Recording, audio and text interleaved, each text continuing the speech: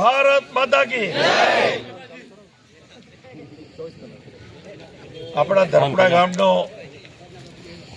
જે આજે બનાવ બન્યો મારી પાસે રજૂઆત કરવા આવ્યા મુકેશભાઈ અને બધા ભેગા થઈને આગેવાનો હવે એવું જાણવા મળ્યું છે કે આપણા છોકરાઓને દોડાઈને મારે છે, પથ્થર મારે છે અને સામેથી પહેલાં ખોટી ફરિયાદ દાખલ કરે છે.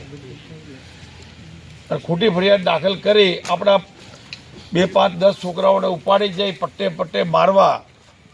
કોણ તમે પોલીસનું નામ શું કીધું? સુરેશભાઈ માળી જમાદાર. એ બીટ જમાદાર છે ને?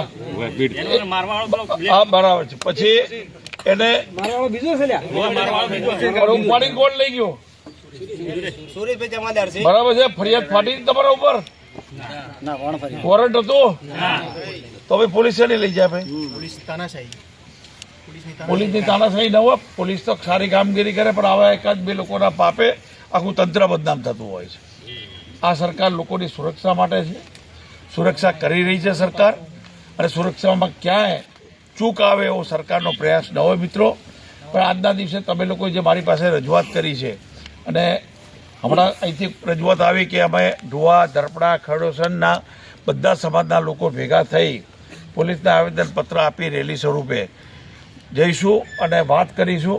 દરેકને પોતાની વાત કરવાનો લોકશાહીમાં અધિકાર છે મિત્રો. તમે તમારી વાત મૂકી શકો છો.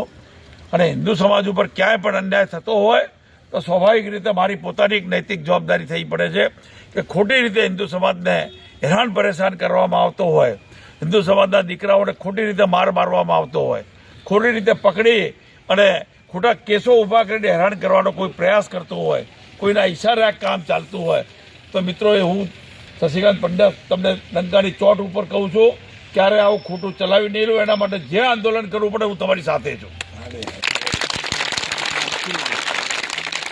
હવે જે સ્કૂલનો પ્રશ્ન છે તમારે કે ત્યાં બેન દીકરીઓની મસ્કરી કરવામાં આવે છે, પોલીસને પાસે તમારી અપેક્ષા છે ને કે ભાઈ ત્યાં પોલીસ પ્રોટેક્શન મળવું જોઈએ.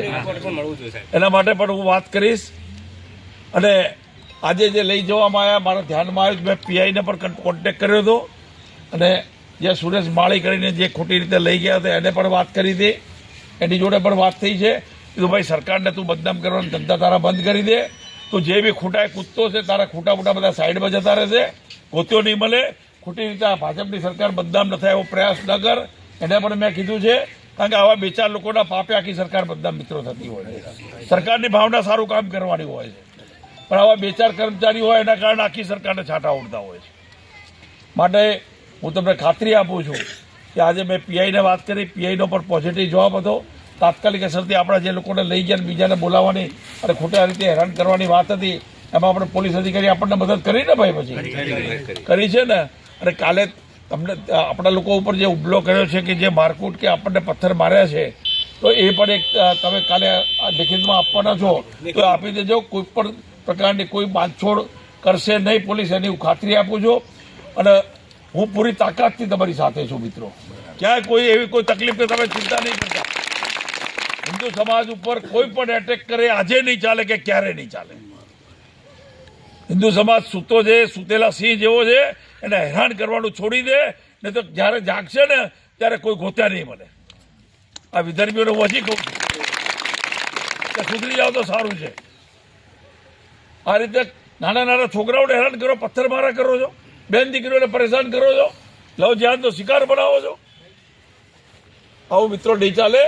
સરકાર છે, સરકાર આ બાબતમાં કટિબદ્ધ છે અને સરકાર આખી તમારી સાથે છે. પેટનું પાણી પણ તમારે કોઈ હલાવવાની જરૂર નથી. આજે વાત આવી તો મને પોતાને દુઃખ થયું છે કે આ પ્રકારની જે વાત આવી છે એ યોગ્ય નથી આવી વાત. પણ એક વાત હું તમને કહી દઉં છું મિત્રો. બોલો બોલો બોલો બોલો ભાઈ.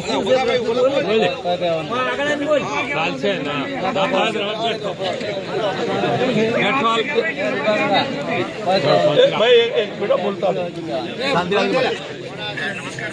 ભાઈ નમસ્તે. હવે હું આવ્યો છું ધરપડા ગામમાં અત્યારે હવે અહીંયાથી ફરિયાદ એ પ્રકારની આવી છે કે બેન દીકરીઓ જે સ્કૂલમાં જતી હોય છે એને વિધર્મીઓ ટાર્ગેટ કરી લવજિહાદનો શિકાર બનાવે છે, છઠ્ઠા મસ્કરીઓ કરે છે, હેરાન પરેશાન કરે છે.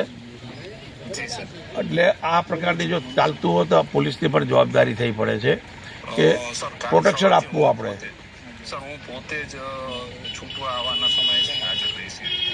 બરોબર છે. કાલે આ લોકો એવું નક્કી કર્યું છે, 2-4 ગામના ભેગા લોકો થઈ એક રેલીનું આયોજન કરે છે અને એક આવેદનપત્ર આપવાની વાત કરે છે લિખિતમાં.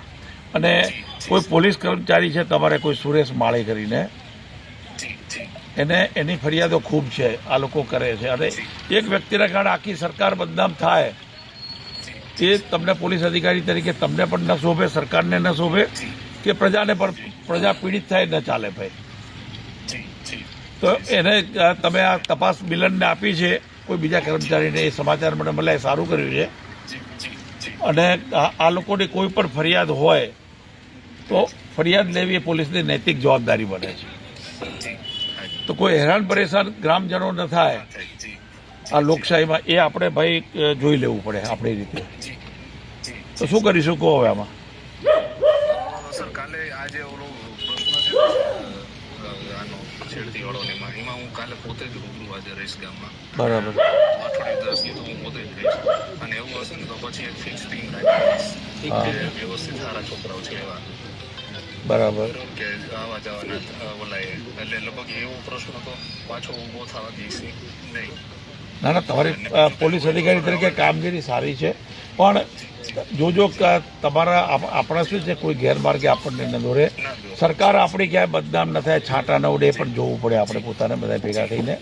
સરકાર એટલી સારી કામગીરી કરતા હોય, ગૃહમંત્રી એટલી હર્ષભાઈ સંઘવી સારી કામગીરી કરતા હોય, અને 1-2 કર્મચારીના પાપે સરકારને છાંટા ઉડે એ પણ યોગ્ય નથી મારી દ્રષ્ટિએ. એટલે આવા કોઈ પોલીસ કર્મચારી જે હોય એને પણ તમારે તમારી ભાષામાં, કડક ભાષામાં કહી દેવું પડે કે ભાઈ કાયદો હાથમાં લેવાનો તને કોઈ અધિકાર નથી, અને નથી કોઈ વોરંટ કે નથી કોઈ FIR, અને ઉપાડીને 5-7 જણને તું લઈ જાય પોલીસ કર્મચારીને કહીએ એ પણ યોગ્ય નથી. એટલે આમાં આ શું છે, ઇરાદાપૂર્વક સરકારને બદનામ થાય એ પ્રકારના તો કર્મચારીના ત્યાં કારસ્તાના તો. એટલે અત્યારે બધા જ છે ને મારી જોડે, જ્યાં મારી આગળ બેઠા છે આ ધરપડામાં, અને આપણો જવાબ ખૂબ સારો છે, સ્પીકર ફોન છે, ગ્રામજનો બધા સાંભળે છે. તમારી કામગીરી તો ભાઈ સારી છે, પણ આવા 1-2 લોકોના પાપે તમે, અમે અને આખી સરકારને છાંટા ઉડે ક્યારે ચાલે નહીં. બરોબર છે. તો કાલે આ લોકોની જે રજૂઆત આવે, રજૂઆતને ધ્યાન ઉપર લેજો, અને જે કાયદો અને વ્યવસ્થા મજબૂતાઈથી કરવું હોય એ કરી દો. અને એક તો માર ખાય હિન્દુ સમાજ, અને ઉપરથી પેલા ખોટી ફરિયાદ હાલે, અને આપણા 5-10 લોકોને અંદર નાખવાના. આ તો ભાઈ ન ચાલે ને, હું એમ કહું છું. હો, તો તમે જરા જોડે રહી અને આ બધું જોઈ લેજો. હો, એ સારું ભાઈ. Thank you. આ પોલીસ કોઈ ચિંતા ન કરો, આખી સરકાર અને હિન્દુ સમાજ આખો તમારી સાથે. તમને ખબર છે ધરપડા ગામ ઉપર તો મને પોતાને ઢુવા ધરપડા ઉપર કેમ નાચ છે, કેમ ગર્વ છે કે તમારા લોકોના કારણે તો આ આલિયા માલિયા જમાલિયા ઊભા થવાની હિંમત નથી કરતા. આટલો ક્ષત્રિય સમાજ મજબૂત છે એટલે તો આલિયા માલિયા ઊભા નથી થતા, અને તમે લોકો ચૂપચાપ બેસી રહો, ક્યાં ચાલે એમ. અને આપણે માર ખાવાનો. સરકાર તમારી સાથે છે, કોઈ ચિંતા નહીં કરતા. આખી સરકાર પૂરી પ્રામાણિકતા અને નિષ્ઠાથી કોઈને પણ તકલીફ નહીં પડે એની જવાબદારી સરકારની હું લઉં છું. હું પોતે પણ સરકારનો એક કાર્યકર્તા છું, માટે આપ સૌને ખાતરી આપું છું મિત્રો કે ક્યાંય કોઈ તકલીફ આ હિન્દુ સમાજને નહીં પડે એની સૌને ખાતરી આપું છું. અને તમારી જે રજૂઆત હોય એ કાયદાની મર્યાદામાં રહી અને કરજો. આખી સરકાર તમારી સાથે રહેશે. અને આ આલિયા માલિયા જમાલિયા આપણી બેન દીકરી સામે જો લવજિહાદનો શિકાર બનાવવાની કે કોઈ ઠઠ્ઠા મસ્કરી કરવાની હિંમત કરશે તો એને આજે નહીં ક્યારે માફ નહીં કરીએ આપણે. માટે આપ સૌએ અહીંયા બોલાવી અમારું સન્માન કર્યું એ બદલ આપ સૌનો ખૂબ ખૂબ દિલથી આભાર માનું છું. અને તમે તમારી જાતને મિત્રો એકલા નહીં સમજતા. અને હું તો ધારાસભ્ય તરીકે 5 વર્ષ રહ્યામાં ડુવા ધરપડા તો મારા પ્રિય ગામો છે. બરોબર છે નહીં? બરોબર છે. એટલે આ ગામને કોઈ તકલીફ પડે તો ક્યારે ભાઈ ન ચાલે. અને પોલીસ અધિકારીને પણ આપણે જે ભાષામાં કહેવું તો કહી દીધું છે. પોલીસ તો પણ 1-2 લોકોના કારણે આવું થતું હોય છે. પણ તમે જે તમારા લેવલે રજૂઆત કરવાની જે થયું છે મુકેશભાઈ તકલીફ છે તમને એ તમે લેખિતમાં આપી દેજો તમે અને સરકાર આખી સાથે રહેશે. ખૂબ ખૂબ આભાર. અસ્તુ ભારત માતા.